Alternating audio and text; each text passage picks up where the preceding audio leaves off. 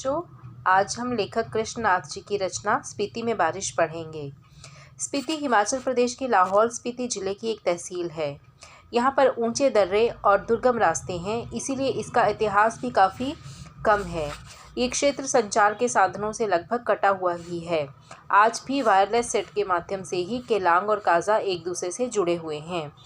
पुराने समय में स्पीति भारतीय साम्राज्य का ही अंग रही है। ये कभी लद्दाख, कभी कश्मीर, कभी बुशहर, कभी कुल्लू मंडल में रही और कभी ये ब्रिटिश राज में रही, परंतु हमेशा स्वतंत्र ही रही। इसकी स्वतंत्रता, रक्षा और संहार सबका कारक इसका भूगोल था, अर्थात इसकी भौगोलिक रचना ही ऐसी थी कि यहाँ जब भी किसी राजा का संदेश वाहक आता था तो उसके आते आते बसंत ऋतु बीत जाती थी। स्पीति का तरीका तुप चिलिंग गोनपा जैसा था। यहाँ के लोग जब डायनामाइट का विस्फोट होता तो उससे बचने के लिए आंखें बंद करके चांगमा का तना पकड़कर, चांगमा वहाँ का एक वृक्ष है, तो काफ़ी मजबूत वृक्ष माना जाता है, तो लोग इस वृक्ष के तने को पकड़कर बैठ जाते थे या फिर एक दूसरे को थाम कर बैठ जाते थे। और जब धमाका गुजर जाता था तो फिर डरते डरते आंखें खोलकर उठ जाया करते थे। फिर आया जोरावर सिंह आक्रमणकारी। जब जोरावर सिंह जैसे आक्रमणकारी वहाँ पर हमला करने के लिए आए तो उस आक्रमणकारी से बचने के लिए यहाँ के लोग घर छोड़कर भाग गए, और यही उनकी सुरक्षा शैली थी कि जब भी कोई ताकतवर हमलावर यहाँ पर आए तो वो लोग अपना क्षेत्र छोड़कर वहाँ से भाग जाया करते थे। स्पीति की जनसंख्या लाहौल से भी कम है। वर्ष 1901 की जनगणना के अनुसार स्पीति की जनसंख्या 3231 और वर्ष 1971 के अनुसार 7196 रही है। इसका क्षेत्रफल 2155 वर्ग मील था और जनसंख्या का घनत्व 1 वर्ग मील में केवल 4 व्यक्तियों से भी कम था, जो वर्ष 1901 में प्रति वर्ग मील 2 से भी कम हो गई थी। स्पीति का राज्य 1846 ईस्वी में कश्मीर के राजा गुलाब सिंह के जरिए अंग्रेज़ों को मिला था। अंग्रेज़ इसके जरिए पश्चिमी तिब्बत के ऊन वाले क्षेत्र में प्रवेश करना चाहते थे।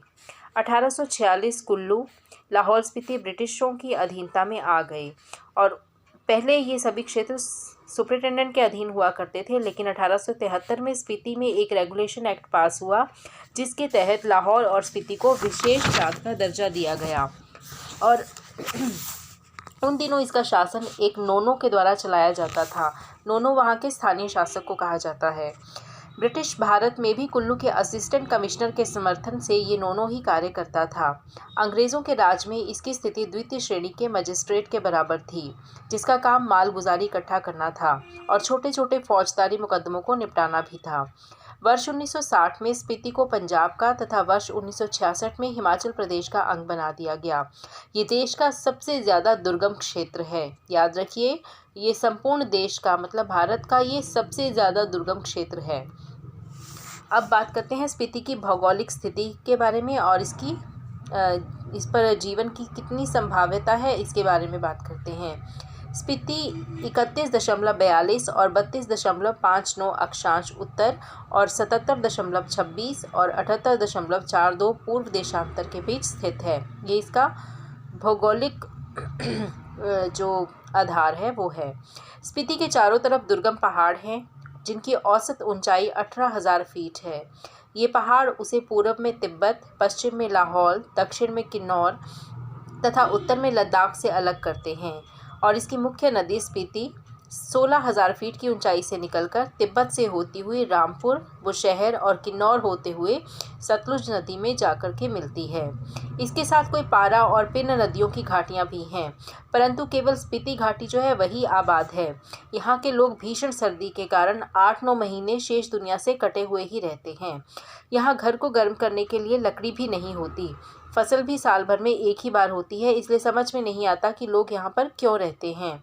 धर्म या जन्मभूमि के मोह के कारण, मजबूरी के कारण या बिना कारण, इसके पीछे तर्क ढूंढना व्यर्थ है।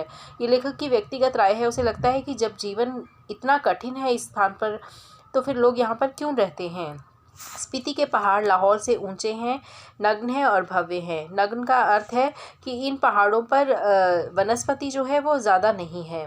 यहाँ हिम का आर्तनाद है, ठिठुरन है, गलन है, व्यथा है। यहाँ स्केटिंग, सौंदर्य प्रतियोगिताएं, आइसक्रीम या छोले भटूरे जैसी बाजारू चहल पहल बिल्कुल भी नहीं है।